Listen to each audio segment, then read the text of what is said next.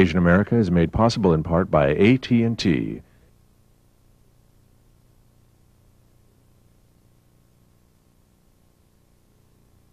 And is also made possible by Nissin Foods. And Asian America Voice.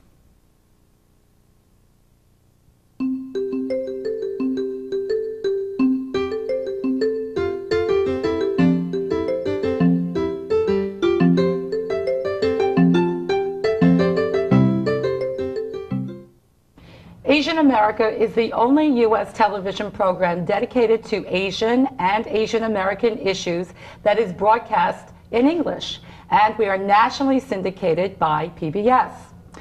Today our show is about Asians with very atypical jobs. I'm not talking about doctor, lawyer, greengrocer. Our three guests are extraordinary in their career choices. First, I want you to meet Cliff Chiang, and Sean, Chen, and Jenny Lee. And before we get to you, Jenny, don't go away because you're fascinating. Hold on a little bit. Cliff and Sean are two major stars who are comic book illustrators for Marvel and DC Comics. And let me tell you, my son's heads are exploding because they're so excited that I'm interviewing you. First, Cliff, I want to ask you, you have a comic book called Beware the Creeper. That's right. Right. Now, this is fantastic. My son, don't forget to sign this later on. Okay.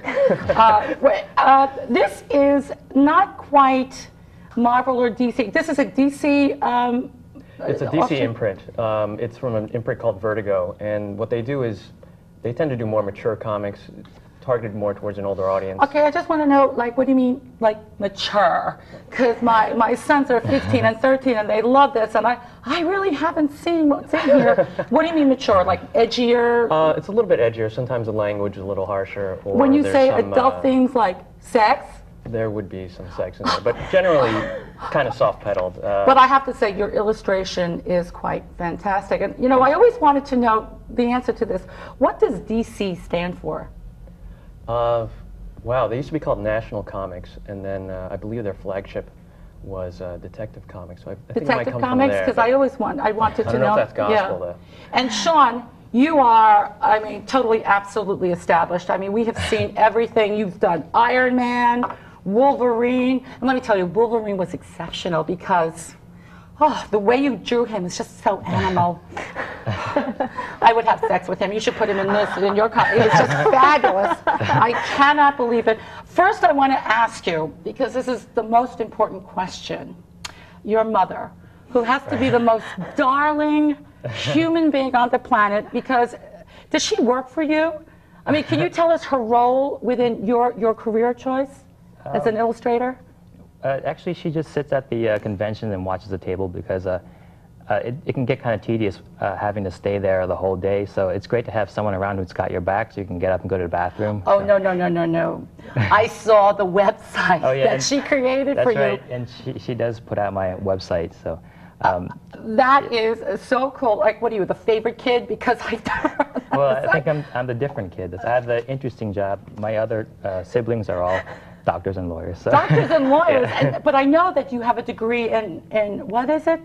Industrial design. Industrial design. Right. So how did you get from industrial design to illustrate, like both of you? This is some extra, and to be in these publications that are, I'm sure, a real difficult gig to get, if you can get it. How Sean, did you start in this line of work? Well, I've always wanted to be a comic book artist, but there's no real profession for that, and you know, if you're Asian, you got to go to a good school, and so I kind of picked my second best choice, which is industrial design.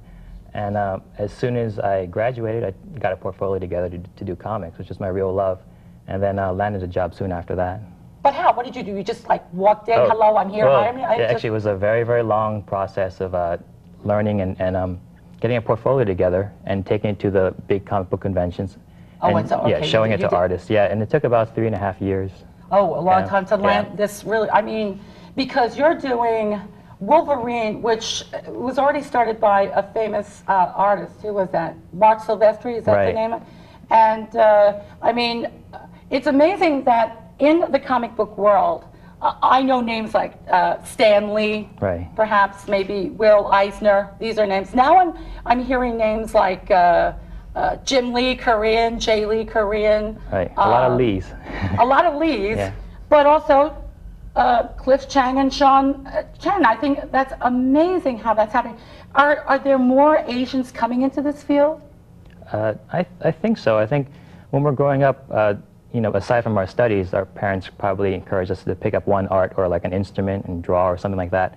I don't think they intended for us to do that as a living, but on the side. So it was always encouraged. Well, let me ask you, you know, I know for me, if I didn't at least try to get into medical school, I was disowned. Did your parents want you to go into, like, you know, the traditional jobs of, you know, that most Asian men go to? Like, where did you go to college? Did you? You have no idea. I do have an idea. Been there, honey. Yeah, all right. I'm a lot older than you. It was, I went to Harvard, and... You went to Harvard? Yeah. Right, and I threw it all Where's away. my son? Remember this. He wants to be a comic book artist. You went to Harvard. Yeah, and I studied English, and I was going to be a lawyer, actually. And I'd gotten into law school, had deferred for a year, and had worked at DC for about a year in editorial, and I decided I wasn't going to go back. And then from there, you know... What, was this a summer job? You went to DC, hello, and they said, you're great, and you're so cute. Yeah, join us, I mean... After I graduated, I sent my resume in, and they were looking for assistant editors, so... Well, were you always gifted in illustration? You always knew how to draw? I mean, were you popular in school because, oh, Sean, Cliff, can you draw this for me? I mean, did you have, like... I don't think the artists are ever popular, but, yeah. Well, But, well, I noticed some of the people that do go to, like, the conventions. I mean, do you go to many conventions?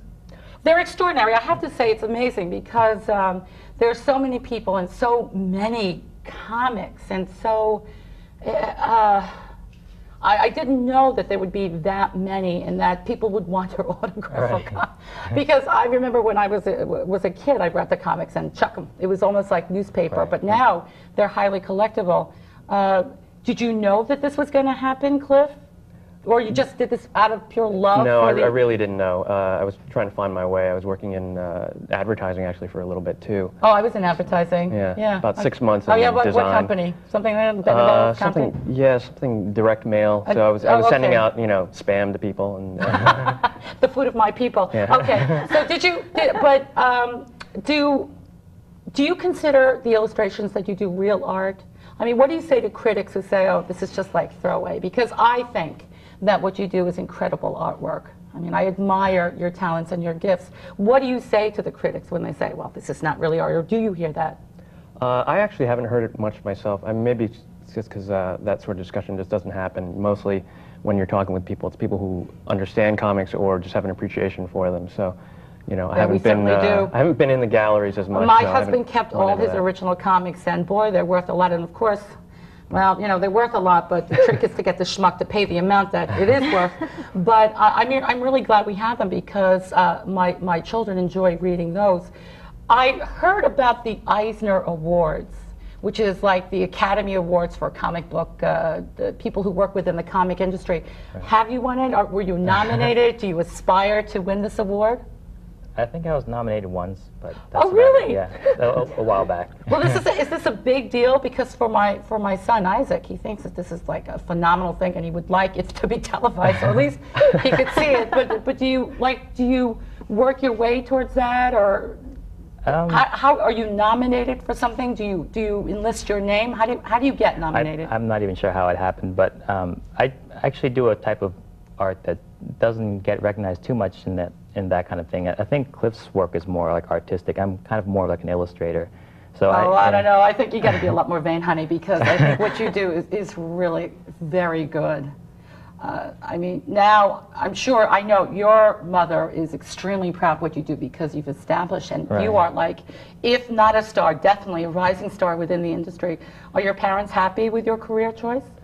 I think so. I think it's a lot. They're breathing a sigh of relief, knowing that. Because now you're established. Now, Sean, I know. Do you do other types of work, other artwork, other than illustration? Well, going through school, I took a lot of art classes, so I did a lot of painting, and that's actually how I got into college. But I dropped that as soon as I can get into comic books, and I pretty much only draw superheroes now, and it's a full-time, more than a full-time job. So in my free time, I choose not to draw. So. Well, what about how come there are no Asian superheroes? Do you plan on creating something that is new and Asian? Like maybe, do you think you could use an Asian superhero featuring, oh, I don't know, say me? You know, can you consider this? You can draw my face with Pam Anderson's body. Sure. You know, I can, you know, Oriental Beauty, superhero, talk show host by day, kicks butt at night. That could work. Think about that, because I think it'll work. You know, I'll give you another thing. No, but really, I mean, there are no, I don't think, any Asian superheroes around. Did you ever consider, because I know you do established character drawings, but do you ever want to come up with something new, something unique? Sure. Up until now, though, I do work for hire, so it's not my decision to really create the superheroes. But that might come later on, like after I reach a point where I've done this enough, I might strike out and create something on my own. Well, you're very young. I would like to show the audience other types of illustration from Jay Lee. This was a pretty great one. And Jim Lee, who's a very big name within the industry. He does Batman and Superman. That's something great. But something I wanted to talk about is this particular comic, well, do you call this a comic book? This particular publication of heroes in memory of 9/11. This was so moving to me because I thought the illustrations were great.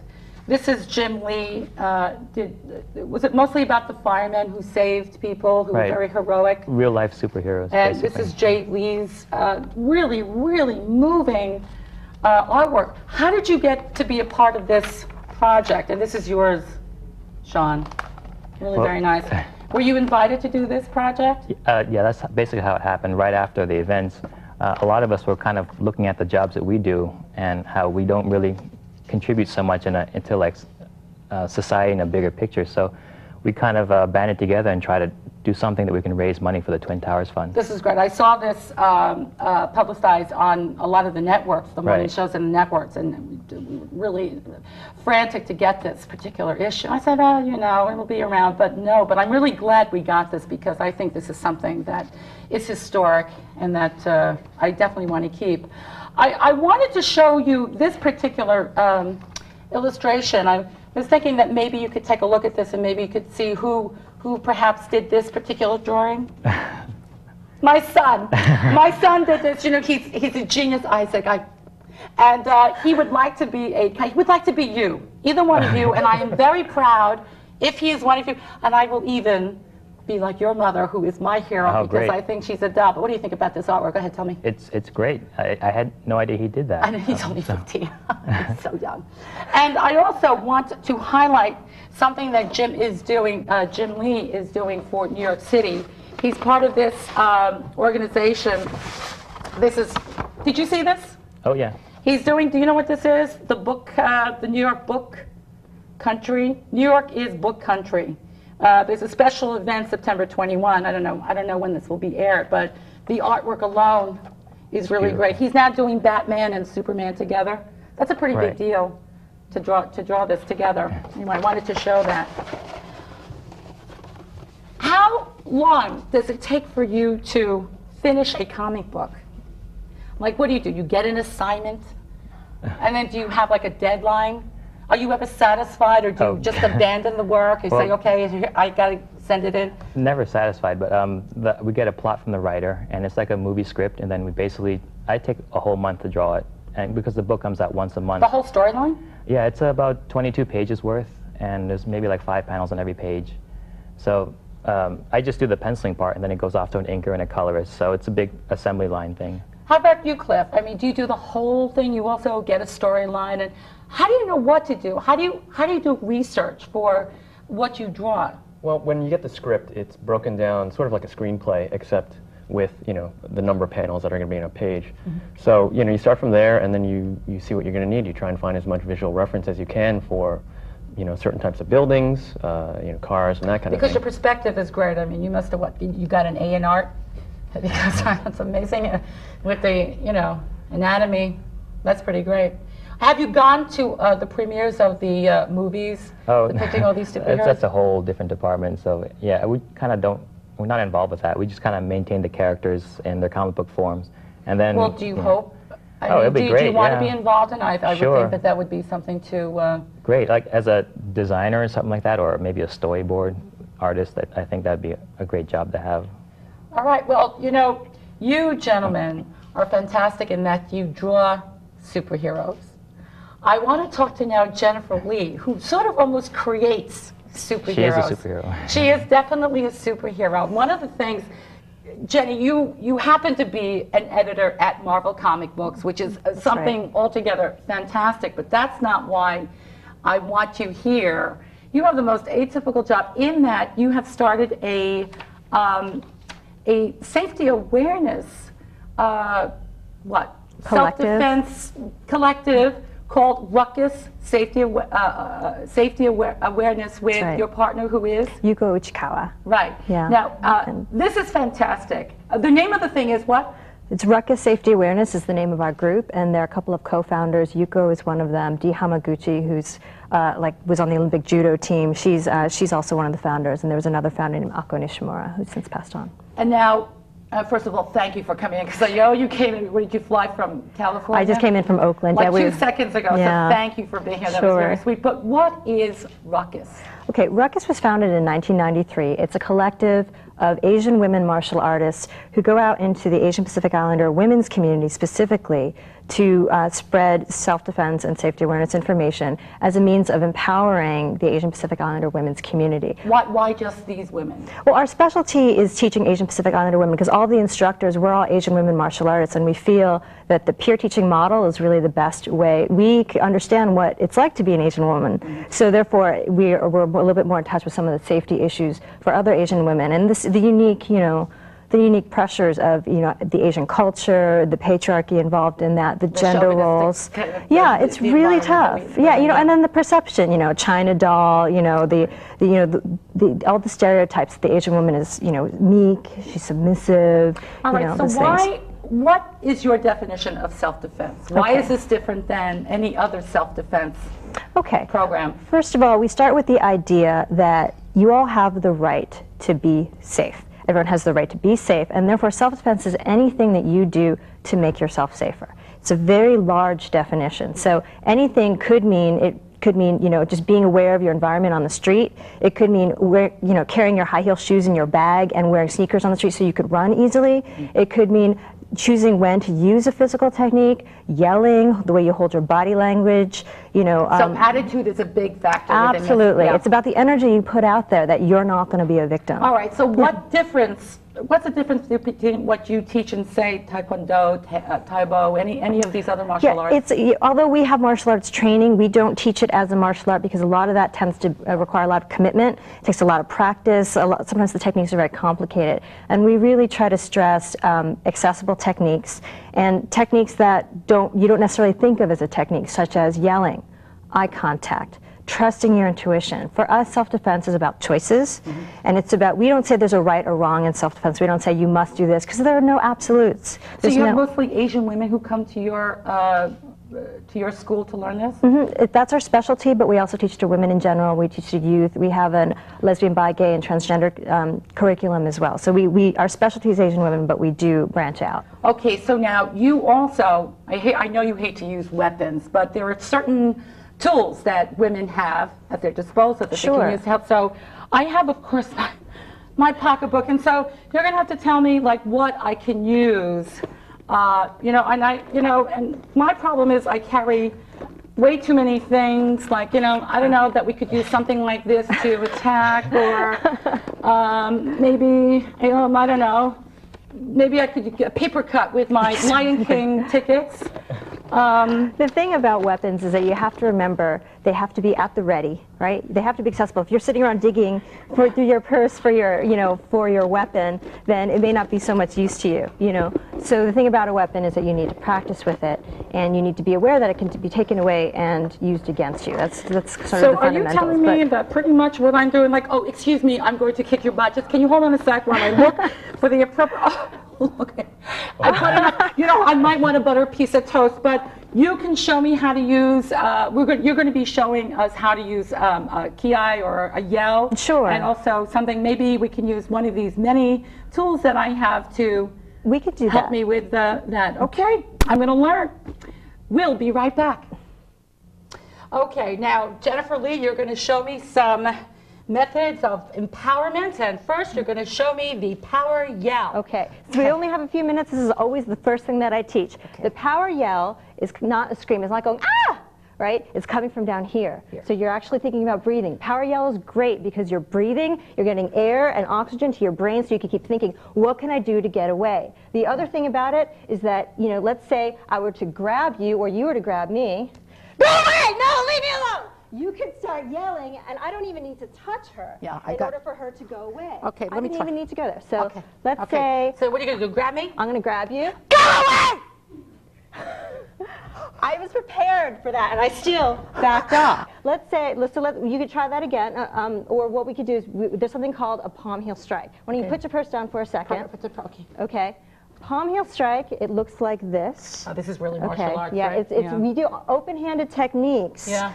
And from the side, it looks like this. Yeah. We do open-handed techniques. Why is more power open-handed, Because, not the fist? well, the nice thing about it is if you're standing like this, for example, that sends a very different message than, no, don't hurt me. Pow! Right? So you could just, you know, so it's a different message. You're always kind of, you know, waiting. And it's a little bit safer because there's cushioning. The target with the palm heel strike is the nose or the chin. It's very easy to break somebody's nose. Have you ever been hit in the nose? What happens when you get hit in the nose? Oh, bleeding. Oh, it's horrible. Bleeding, your eyes, maybe you can't breathe. The nose throat. That might give you your moment to get away, because self-defense is about getting away safely. It's not about kicking him into the ground, and you know, it's not like the barroom brawl where you're like standing over him. It's about getting away safely, whatever it takes. So this might create your opening. So I wish I knew this when my cousins were torturing me when I was 12. Okay, I know. let's do it. Okay, so let's start out here first. Okay. And then let's bring our hands back. Yeah.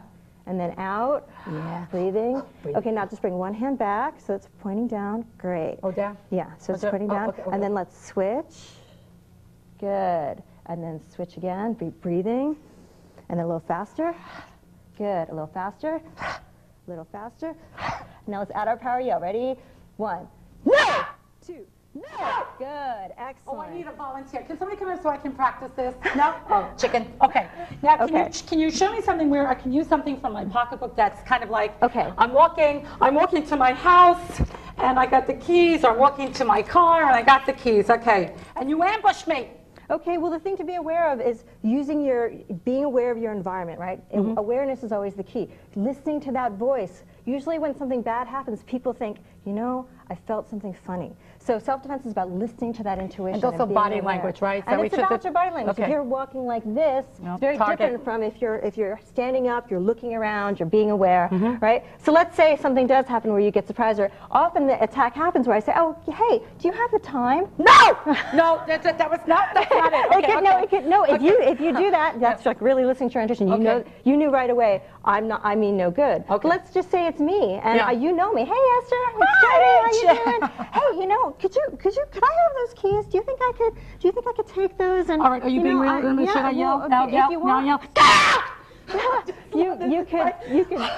yell. You could do that, or when it's somebody you know, you might say maybe a husband maybe or boyfriend. a husband, Are those boyfriend, now, actually, aren't those the people that kind of attack? I mean, it's rarely, isn't it true, the stranger from the bushes? Well, very often when women are most in danger, it's from the people we know. It's usually, it happens from somebody we know. That could be at work, it could be a supervisor. Right. And when I say self-defense, I don't just mean physical jeopardy. I mean, I could mean emotional abuse. The guy on the street, or your supervisor. A mother-in-law? A mother-in-law. Oh, really? Or somebody at work who says something really racist and ignorant, and that's an attack on you. Yeah, but if somebody calls me a gook in the office, no! In the office, yeah, that may not work. So maybe then what you need to do is just use your voice and bring it down. So just saying, you know what, I don't like that, stop it, don't call me that. Putting a period at the end of your sentence and using a moderate voice, for us, that is a power yell because you're being assertive. The difference is I'm not saying, will you please stop that?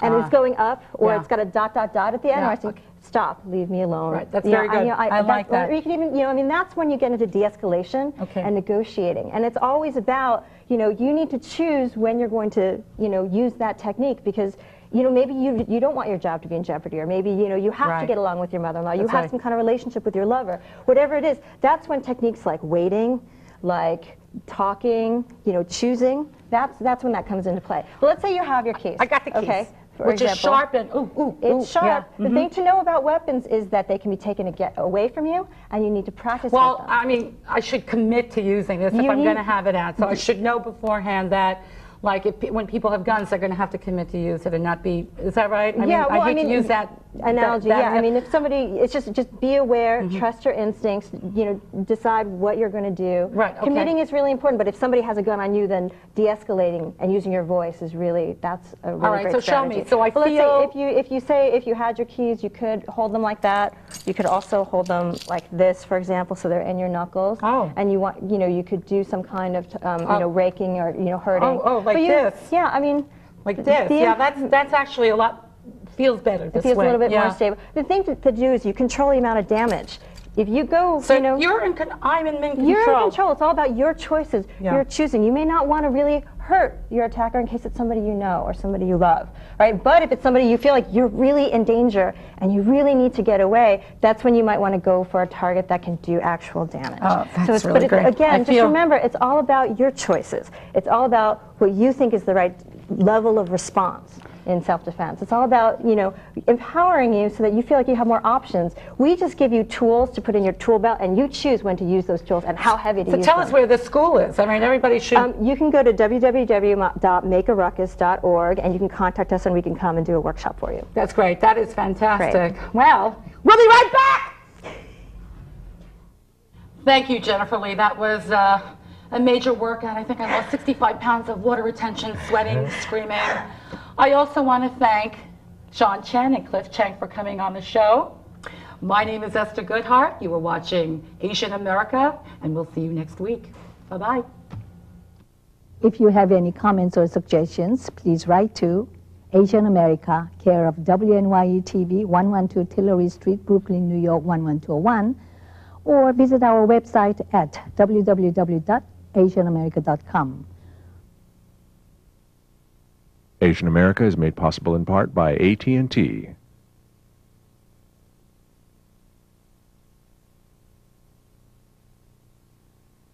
And was also made possible by Nissin Foods